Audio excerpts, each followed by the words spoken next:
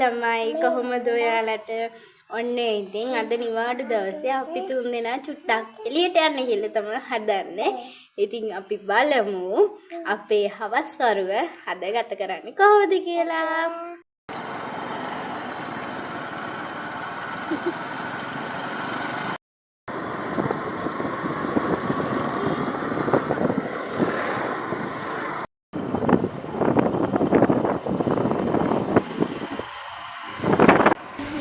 ඉතින් ළමයි අපි අද ගියේ පානදුර බීච් එකට තමයි. ඉතින් මේ අපි වාහනේ පාක් කරන්න යනවා. අපේ බෝනික්කි මගින්ම බැස්ස එයාගේ ලොකු අම්මයි මහප්පයි දැකලා. ඉතින් මේ ඉන්නේ එයාගේ ලොකු අම්මයි මහප්පයි.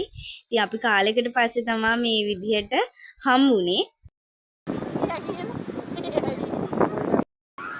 මේ ටිකේ වැස්සත් එක්ක ඉතින් මුහුද රැල්ල ටිකක් සැරයි.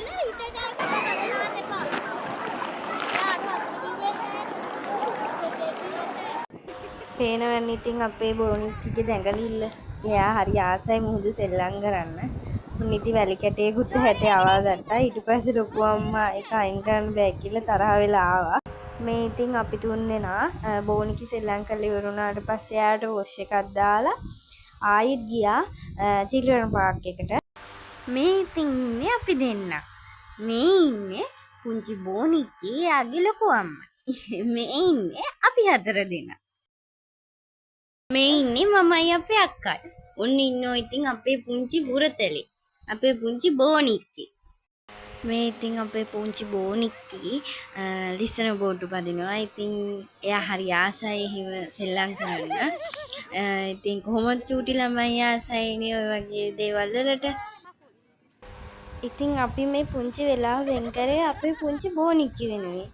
ඉතින් ඒකට එයාගේ ලොකු අම්මයි මහප්පයිත් එකතු වුණා. ඉතින් එයා වගේම අපි හතර දෙනත් සෑහෙන්න සතුටු වුණා විනෝද වුණා.